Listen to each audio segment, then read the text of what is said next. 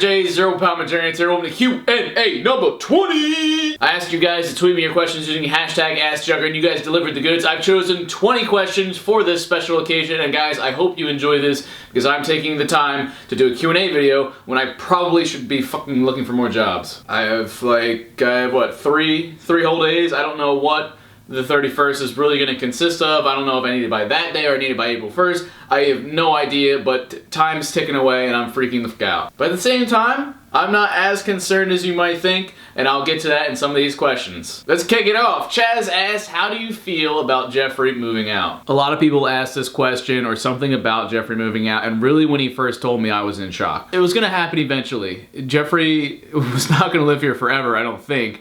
And I mean, the fact that I was moving out before he was, I always found that odd. However, when he told me in the woods, it was just, I mean, first of all, Geoffrey, your timing sucks. And second of all, I don't want him to leave. As weird as that sounds, you know, after all of me and Geoffrey's fucking history, I do not want him to leave. It is selfish because I just don't want to be in the house with my dad. Just me and him and John and Luna. At least I have the two dogs. He had actually moved out a couple years ago and he took Ella with him, and I did this video called Ella's Goodbye. I encourage you guys to watch that. But that's just also sad. I don't know. You know, if it'll make him happy, whatever. It just sucks. Next question, do you drink beer and how long were you hiding it from your dad for the hunt? I think at least a week and a half, 2 weeks. I don't remember the exact time that I came up with the idea, but I was like, wait, shit, Easter's in March.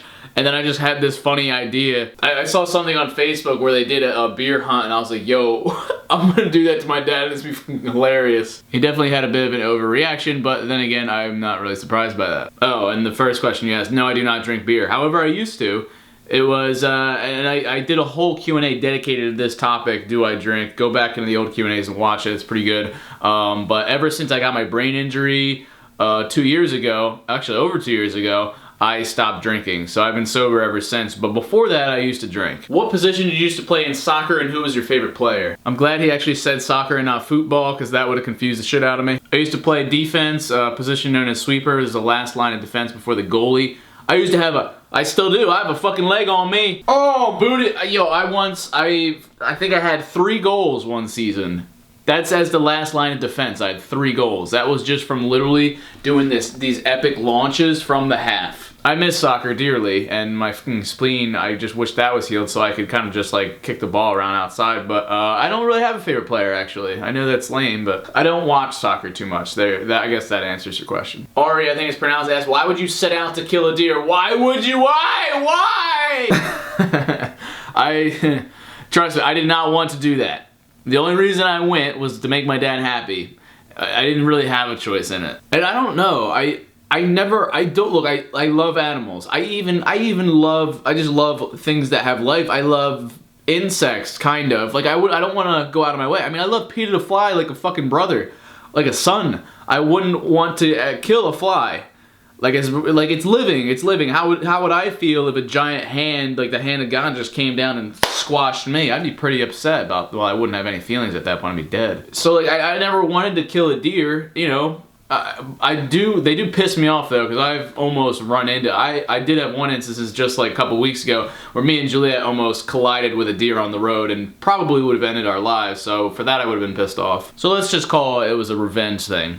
No, I never wanted to kill anything. First of all, I thought the gun was a fucking pellet gun. I didn't know it was a real gun. It makes sense. I thought my dad handed me a pellet gun because that's what he trusted me with and he knew I didn't want to kill anything. Then I found out it was legit, and then, you know, I was just gonna walk in through the woods and just whatever, like, let's get this over with so I can go back to hopefully finding myself a job. However, then when I looked into the woods and I saw that deer, dude, I could have sworn it was real. Like, you should have, like, seen, like, how it was there in the woods. It looked like it was eating the brush or some shit. It was probably one of the hardest things I had to do in my life, because I told it I didn't want to kill anything. It took a lot for me to pull the trigger and shoot that fucking fake deer, but there was a lot of things going through my mind at that point. Like, before I shot, I was just thinking, like, I was just trying to rationalize in my head. I was like, oh, you know, this deer, you know, I could eat this deer. If I eat this deer, I eat meat, I eat burgers and steak and chicken, somebody had to kill those animals for me to eat that, so technically I might as well have just killed it myself. So I was like, okay, if I kill this deer, and then I was also thinking like, yo, if I actually shot this deer, my dad would be so ecstatic that I did this. He would be so happy and proud of me. And he was proud of me, even though it wasn't even a real deer. That, and I may have channeled a lot of aggressions into firing that shot, but hey, do whatever you gotta do to relieve that stress. I hope we can still be friends, alright? I'm sorry. Faith asks, would you ever consider babysitting for Joe again? Yes, definitely. This would not be my job. I don't think my dad would respect it, and I wouldn't be able to have the camera around there, or so he says. I don't know. I think maybe I could keep convincing him. I don't know. He seemed really uncomfortable with it. I don't want to force it. But yeah, it could be a nice side gig if I need some money and you know, he really needs somebody because he's got to go out with his woman or something. I think they have a third kid coming. So, you know, if he needs a babysitter, I'd love to help him out. You get some good money, especially for just playing Wii with the kids. It's awesome. Agent Android asks, are you planning anything for April Fool's Day? Huge fan of April Fool's Day, and just considering I did a prank with my dad for Easter, I gotta do something, but at the same time, it's probably not the best idea, and I'll tell you why. It's because, like, that's the day after the 31st, and I don't know what's gonna happen on that day if I just don't have something secured.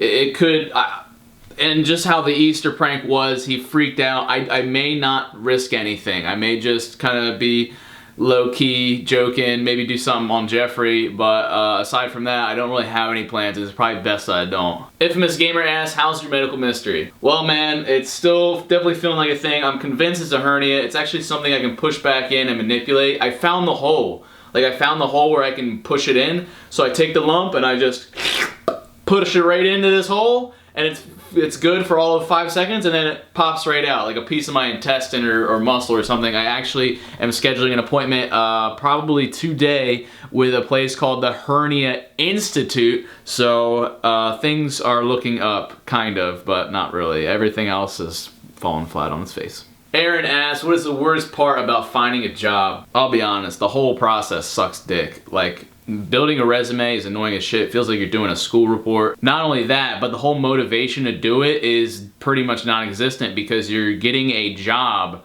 You're getting a job. I mean, that's gonna suck up all your free time. You're not gonna have any fun. It's gonna suck the life out of you. So you have no motivation, you don't want to do a resume. Once you do, you're gonna find that you don't have much shit on there. I've been filing applications like it's nobody's business. I'm talking all online. Hardly anybody does it like person to person anymore. So I'm just clicking buttons and hoping for the best. Nothing's really happening. Then easily, this is probably the worst part. I know I'm kind of going over the whole process, but the absolute worst part has got to be when you think you have something lined up and then it just gets ripped right out from under you. Like pretty much with some of the jobs I've been on, and then, oh, guess what, never mind. You get your expectations so high and you're like, yo, I'm gonna be working here, I'm gonna be making this much, and you get used to the idea, you start to see yourself working there, and then suddenly the boss or whoever is just like, yeah, never mind, or we're sorry, we're not interested, or we're not hiring, and then it's like, well, what the Yes, it's a lot of fun. This has inspired me. I gotta do a hate comments video pretty soon. That's funny. Why don't you just apply at Gamestop or something like that? This is actually a question I've asked frequently on stream, and the answer is I have.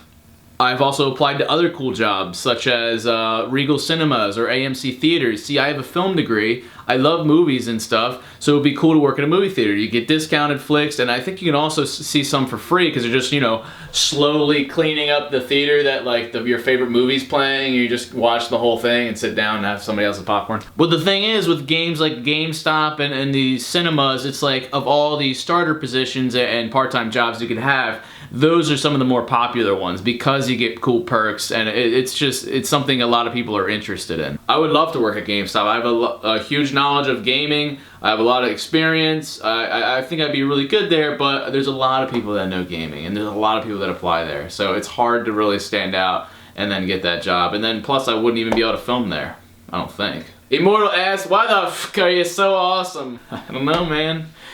Some people are just born with that shit. Westo asks, are you going to the beach again with Uncle Larry this year? Well, we're already going to VidCon, me, Uncle Larry, Geoffrey, and Corn. I guess Geoffrey's still going. I guess he's just gonna meet us there or something, because he's not gonna be living in his house anymore. I guess it doesn't matter, Uncle Larry doesn't live in this house. But I think you're talking about the North Carolina trip that we did last year. That's actually been a recurring thing every year. It's kind of like a family thing. I don't know what's going on this year because, I mean, the family dynamic is very different now, and you know, my dad and Uncle Larry don't really get along, and you know, my mom's kind of separated at this point, and it's like I don't know. But for years past, that's been a thing. If it is a thing, regardless, you know, I'll have you guys with me, and I'll bring you with. But I don't know if that's gonna be a thing. Maybe I'll just ask Uncle Larry. Me and him want to go.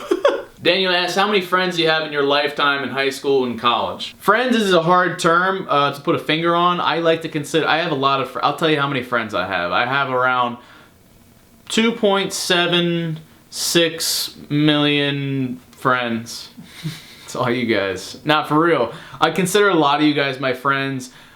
Just people I know offhand that are juggies. I know like at least over 1,000 by their first name and probably last name too, which is a fuck ton of people. They say you don't really know that many people, but like because of you guys, because of the nature of this, I do. High school and college. College, I didn't really talk to many people. I commuted, I drove to school, and I drove back home. That was it. I didn't really make friends. I wasn't really interested because I already had all my friends from high school who I really liked. I was kind of a recluse in college, really, which is probably a shame. I think I was just really not happy at college, so I wasn't really like, oh, let's be friends. I was pretty grumpy all the time, yeah. But all you guys are my friends. Evan says, I like your hair, don't cut it. Can I be please featured now? You win! Best way to a person's heart is with kindness and bacon. Bacon also helps, literally. What was the worst thing you did in high school? I saw a lot of questions asking what I was like in school. I got pretty good grades, like A's, B's. I maybe had 1 C, and that was in Alg 3 and Trig. The teacher was complete ass cheeks also, and you're dealing with the alphabeticals in the number system, which makes 0 sense. I never really got in trouble. I don't think I ever had to, well, no, I did have detention. No, there was only one time. Here's the worst thing I did in high school. It wasn't even in school either. I was on the bus. I'm always the first one onto the bus, aka like 7 in the morning, and then I'm the last one off, aka like 3:30 p.m. Absolute horse shit. That is the worst spot to be in. That's what you get when you're in East Bumblefuck. So on this one given day, it was snowing. There was snow accumulating on the ground. I thought we were gonna get off early, but we didn't. So the bus is going. The bus drops me off. Now it's me and like 2 other guys that are last people on the bus. My one neighbor at the time, his name was Chris. Now I don't remember what we were talking about specifically, but he was really getting on my nerves. Like he was busting my balls the whole time, and I was like, "Fuck you, dude." I didn't say that. I don't think I was really cursing that much then. So I'm getting off the bus, and there's all this snow on the ground. You know, the bus has to like open the door and shit, and then the arm comes down and around, and the little stop sign is like, comes out. And then I decide, you know what? Let me grab some snow, maybe have a bite. So I grabbed a handful of snow while the bus is doing that shit. And I'm like, oh shit, it's packing snow. And then I look on the bus, and my friend's doing some like face like making fun of me because he was just making fun of me when I got off, and I was like, yo, fuck this dude. So I made the snowball, packed that shit up. As the bus was pulling away, I just launched one, but I had a beautiful angle and I hit him. I didn't hit him in the face. It's not like the window was down, it was through the glass, but I hit right where his face was, and he backed up and was like, holy shit. The bus kept going. I was laughing my ass off. I get inside. I hop on AIM at the time. Yes, AIM, AOL Instant Messenger. And he's like, yo, dude, you're in huge trouble. And I'm like, fuck off, dude. I thought he was talking about like he's gonna beat my ass or something because he was a upperclassman. And he was like, dude, you got written up after you got off the bus. And I was just like, ha, real funny, dude. Way to scare me. And he was like, no, seriously, like, the bus driver wrote you up for throwing that snowball. And my heart sank. I was scared shitless. I was a good boy. I had never been written up before, and I was just like, no, he's kidding. I couldn't sleep that night. I was having young man anxiety, and then I got onto the bus, and she hands me a slip, and I'm like, what's this? She's like, you're not allowed to throw snowballs. And me and the bus driver were cool. I thought she was a cool lady, but she's just like, yeah, you're not allowed to throw snowballs on the bus or at the bus. You have detention. And I was like, what the fuck? Fuck you fucker! That was what was going through my head. I don't think I said that. I think I would have gotten pretty I was definitely better at containing myself those days. And then I was in shock. And then my one friend had the nerve to be like cracking up when I had the slip. Dude, I so desperately wanted to slit his throat with the write-up slip, But that was the worst thing I did in high school. And it wasn't even that bad. I should have never got written up that day. I'll never live it down. Cole asks, what do you think is going to happen if you don't find the job by the deadline? This is a question that I've been thinking about way too much. Here's what I think. I think I could work for my dad if I had to. I think I could say I'm very interested in working for you, Pops. I think it could be good, and I think that might work, even though I don't know if it necessarily adheres to the contract's wordiness, but I think he might like that. I don't think I'd be able to film it, but at least it avoids any consequences. Also, I might be able to get an extension if I talk about the farm job with Anthony. If I say, hey, you know, this farm job, you know, the season starts in like a week or so, he has a job for me, my dad might be like, okay, I'll give you 1 more week, you can work at this farm job. I think that could be a thing. Aside from that, I will not stop. I have 3 days, I'll be working hard, trying to find a job, and I think I can score one, or at least the promise of one, before the 31st. Favorite video that you've created? This is something I was just asked on the stream, and usually I don't have it. I hate favorite questions, and usually I don't have an answer for this, but I do now. It's a video called The Rise of RiDGiD Studios. I made it like maybe 2 or 3 years ago. And this was at a time where I only had a couple thousand subscribers. I was senior in college, and I couldn't deal with my dad anymore, so I ended up getting a job at the bank. And I was working at the bank for a couple months. Eventually, I just got so sick and tired of it that I took off my tie, I threw it down, and I said, you know what, fuck this. I'm not giving in to society or my father's demands. I'm going to pursue YouTube. It sounded crazy, but I didn't think so. I didn't think it was crazy. Everybody else thought I was crazy. I even told everyone at the bank, I was like, hey, I'm gonna be famous on YouTube. I'm gonna be big, and I'm gonna do what I love. And you know, I followed that. And I made the Rise of RiDGiD Studios video, and that was important for me, and I'm glad that I made that, because that showed that I was gonna be committed to this thing, and that I would not stop until I achieved my dreams. And if I had never done that, I don't think I would be here today. That was a big move. That was like one of those pivotal life decisions that I made, and I'm just so glad that I had the courage to take that leap. King J asks, why don't you sometimes just stand up to your dad? Also, how are the jobs coming? P.S. Your vids are awesome. Thanks, man. But to answer your question, dude, my whole life has been standing up to my dad. And then people will say, Jesse, just shut the fuck up and listen to your dad. Just shut up and listen to your dad. He knows what's best for you. And I would fight him to the death. I would fight him till he fucking, he's destroying all my shit. He's taking everything away that I love, that I want to do, and he's completely just ruining my life. And I was fighting for that. And that's how I ended up getting kicked out of the house. Or that's how I ended up getting this destroyed or that destroyed. I was not giving up.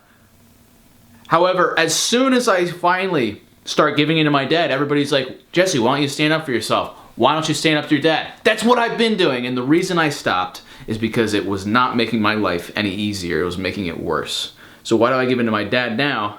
Although it kills me a little bit inside, it's a small sacrifice that I have to make so that I can live in this house and be a little bit better off.